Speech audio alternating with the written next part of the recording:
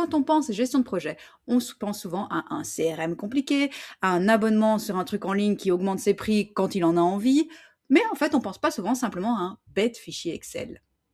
Je vais vous montrer comment construire ce fichier Excel qui non seulement est pratique et simple, mais aussi joli. Nous allons pouvoir trier par projet, par priorité, mais aussi par responsable et statut les différentes tâches en lien avec votre projet. Nous allons donc commencer par une structure simple et claire, deux feuilles, une feuille pour les paramètres et une feuille pour mes projets. Et pour aller un peu plus loin, je fais un clic droit sur projet, couleur d'onglet, je vais le mettre en mauve, et clic droit sur paramètres, couleur d'onglet, je vais le mettre en vert. Mes paramètres vont reprendre par exemple la liste de mes équipes. Donc ici, je pourrais le transformer en tableau grâce à CTRL-L. Mon tableau comporte des en-têtes, mais aussi mes statuts, donc où en sont mes tâches, les priorités et la liste de mes projets. Par rapport aux priorités, 3, 2, 1, c'est sympa, mais j'ai envie de faire encore plus joli avec des emojis. Comment ajouter des emojis sur Excel? Windows, point virgule, je sélectionne la petite étoile et je ferme. Et dans ma feuille de projet, je vais donc fonctionner avec une ligne égale une tâche, une colonne égale une information. Pour cela, je vais travailler avec des tableaux structurés. Quelles sont les informations qui m'intéressent? Le nom du projet, la tâche, un petit peu plus grand, le responsable, la personne qui est responsable que la tâche soit faite, la priorité de cette tâche, le statut de cette tâche, la date d'échéance et un éventuel commentaire pour lequel on laisse plus de place où on pourra noter plein de choses. Je vais donc sélectionner mes en-têtes et la première ligne. Je vais dans Insertion, Tableau. Je coche mon tableau comporte des en-têtes. OK. L'avantage du tableau structuré, c'est qu'il y aura une certaine esthétique. Si je vais dans Création de tableau, je peux changer par exemple les couleurs et repartir vers du mauve, puisque j'étais partie sur du mauve. Quand vous faites un tableau structuré, je vous conseille de faire vraiment parfaitement la première ligne. Comme ça, toutes les lignes suivantes seront sur la bonne structure, le bon format et vous ne devrez plus refaire les mêmes choses. Vous avez toutes et tous eu déjà des tableaux dans lesquels il y avait en cours, fait, OK, donne, et vous ne saviez pas où vous y retrouver. Nous allons voir ici comment mettre des listes déroulantes comme anti-erreur pour avoir des filtres parfaits. Pour créer des listes déroulantes, nous allons nous mettre là où nous souhaitons en mettre. Nous allons dans Données, Validation des données, Autoriser, Liste. Et la source, nous allons évidemment la chercher. Et bien dans les paramètres, c'était ça le but d'avoir deux feuilles. Ici, nous sommes dans les projets, et donc je vais prendre ma liste de projets. OK. Je fais de même plus rapidement avec le responsable. Données, validation des données, liste, source, paramètres. Je vais chercher les membres de mon équipe. Enter. OK. Et je fais de même pour les priorités.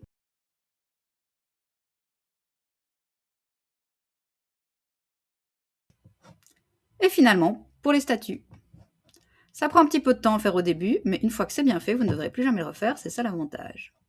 J'en profite également pour mettre les bons formats. Ma date d'échéance est dans le format accueil, ici les formats date courte. Grâce au tableau structuré et aux listes déroulantes, si maintenant j'ajoute en dessous, j'inscris la tâche numéro 10, elle se met dans le bon format et je peux sélectionner le projet, les personnes. Un autre truc qui m'agace profondément dans Excel, c'est quand je vois des gens passer des heures à mettre des couleurs à la main. Ne faites jamais ça, utilisez les mises en forme conditionnelles. Pour faire une mise en forme conditionnelle, nous allons sélectionner la colonne statut. Donc pour ça, je me mets juste au-dessus jusqu'à ce que j'ai cette flèche noire. Et je vais dans Accueil, mise en forme conditionnelle. Et je vais démarrer par les règles de mise en surbrillance de cellules. Texte qui contient. Il me propose déjà à faire et je vais choisir le remplissage jaune avec texte jaune foncé. Vous voyez maintenant que c'est systématique, donc si par exemple ma ligne numéro 6 est en fait à faire, la couleur change. Passons en step avec un format personnalisé. Nous avons sélectionné la colonne, mise en forme conditionnelle, règle de mise en surbrillance des cellules, texte qui contient, pour.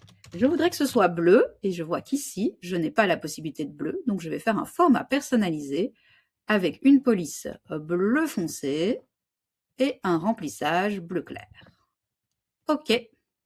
OK, je termine rapidement avec le statut terminé et le statut bloqué. Étape d'après, je voudrais que ma date d'échéance se mette en couleur quand je suis en retard. Si on fonctionne comme nous venons de le voir, je sélectionne ma colonne, je vais dans mise en forme conditionnelle, règle de mise en surbrillance des cellules et je vais choisir ce qui est inférieur à et je vais indiquer la date d'aujourd'hui. Effectivement, mes dates se mettent en rouge quand je suis en retard, mais premièrement, elles se mettent en rouge quand une tâche est terminée, ce qui n'est pas vraiment ce que je voudrais. Et aussi, je dois mettre à chaque fois manuellement chaque jour ma date. Et vous me connaissez maintenant, j'aime automatiser. Voyons comment faire autrement. Nous allons aller dans mise en forme conditionnelle et nous allons gérer les règles pour modifier cette règle que nous avons faite. Vous voyez ici que vous avez les différentes règles que nous avons créées et nous allons modifier celle-ci. Double-clic et plutôt que de faire quelque chose de type, je vais utiliser une formule pour déterminer pour quelle cellule le format sera appliqué. Je vous préviens, cette formule va être un peu plus compliquée, n'hésitez pas à la revoir plusieurs fois, mais surtout à pratiquer, à faire des essais-erreurs. Nous avons donc ici deux conditions. La première est que la date d'échéance soit dépassée et la deuxième est que le statut ne soit pas terminé. Nous allons donc commencer notre formule par égal et parce que nous aurons deux conditions. Nous mettrons d'abord la première condition, point virgule, puis la deuxième condition. Ma première condition est bien que ma date d'échéance inférieure ou égale à aujourd'hui. Je mets aujourd'hui avec deux parenthèses, c'est la formule pour donner la date d'aujourd'hui. Je vais enlever le petit dollar parce que je souhaite que la ligne 2 ne soit pas figée et les dollars servent à figer. Et ensuite, je mets ma deuxième condition, point virgule. Je veux que mon statut, je veux aussi enlever mon petit dollar car je souhaite que le statut aussi bouge de ligne en ligne, soit différent. Donc différent, c'est plus petit, plus grand. Et je vais mettre entre guillemets pour dire Excel que c'est du texte, terminé. Je ferme ma parenthèse, ok, j'applique, et je vois maintenant que les seules dates d'échéance qui ne sont pas terminées sont mises en rouge. Par exemple ici, si je termine ma tâche, le rouge disparaît. Imaginez maintenant un tableau avec 15 projets, 5 responsables, des cinquantaines de tâches par projet. Vous pourriez vite vous fatiguer. Nous allons donc maintenant vous permettre de filtrer les vues de vos projets grâce à des segments. Les segments, c'est des gros boutons qui ne sont possibles que parce que vous utilisez des tableaux structurés. Nous allons donc nous mettre n'importe où dans le tableau. Nous allons dans Création de tableau, insérer un segment, et on va choisir un segment pour le projet, pour le responsable, pour la priorité et pour le statut. Les segments, ce sont donc des objets, je peux les déplacer comme je veux et surtout, je peux cliquer dessus pour ne voir que les tâches. Par exemple, je suis Bernard et je veux voir uniquement ce que je suis censé faire. Ou vous pouvez également faire des sélections multiples en appuyant ici, ce qui permet de cocher ou décocher. Par exemple, ici, je veux uniquement ce qui est à faire en cours et terminé, mais pas bloqué. Les segments, c'est ce qui va vous permettre vraiment d'avoir un tableau qui est utilisable et pas une usine à gaz et que chacune pourra l'utiliser à sa manière en le filtrant selon ses besoins. On termine par la touche Sexy Excel, c'est ma préférée. Parce qu'un outil joli, ça donne envie d'être utilisé, ça facilite la lecture et ça réduit les erreurs. Alors, on va dans Affichage et on supprime le quadrillage. Je vais ensuite laisser un petit peu de place pour que mon tableau respire. CTRL+ pour ajouter des lignes ou des colonnes. Je vous remontre comment gérer les couleurs de mon tableau. Je vais n'importe où sur mon tableau. Dans Création de tableau, je peux changer le style de tableau. Je vais faire la même chose pour mes segments. Je vais sélectionner les premiers, puis je vais appuyer sur la majuscule pour sélectionner les trois autres. Et je vais dans Segments. Je vais changer mon style de segment. Je vais aussi mettre sur 3 colonnes. Et je vais pouvoir maintenant déplacer mes segments et changer la taille en fonction. Dernière astuce pour les segments, je vais les sélectionner tous et vous pouvez aller dans Segments, Aligner, je vais les aligner en haut, hop, en un seul clic ils s'alignent et dans Aligner, je vais également distribuer horizontalement pour avoir quelque chose de propre. Travaillons aussi la mise en forme des textes. Nous pouvons soit agrandir certaines colonnes, comme par exemple ici, je vais double-cliquer pour que mes projets soient vus en entier. Mais sur les tâches et les commentaires, je vais les sélectionner. Donc je sélectionne ma première colonne, j'appuie sur CTRL pour sélectionner la deuxième. Et je vais choisir de renvoyer à la ligne automatiquement et que ma ligne s'aligne au milieu, c'est plus joli. Je vais ensuite centrer mes priorités, mes statuts et ma date d'échéance. Dernière chose pour le confort d'affichage, quand vous vous retrouvez avec des très longs tableaux, quand vous descendez, vous ne voyez plus rien, vous n'avez plus vos segments. Pour cela, nous allons figer les volets.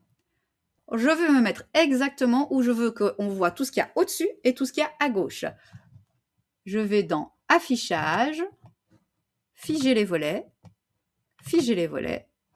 et maintenant, quand je descends, les segments et les en-têtes restent, et quand je vais à droite, imaginons un très long tableau, le nom de mes projets reste. Quoi que vous veuillez faire dans Excel, commencez toujours par une bonne structure avec des feuilles bien nommées, des tableaux structurés et des mises en forme conditionnelles et des listes déroulantes pour éviter les erreurs et les formats manuels. Je vous mets le lien pour télécharger ce tableau dans les commentaires, mais n'hésitez pas à vous l'approprier. Vous pouvez rajouter un onglet Finances, vous pouvez rajouter un onglet sur les données, un tableau de bord automatique, et ça, c'est ce que nous allons voir dans le niveau 2 de la gestion de projet.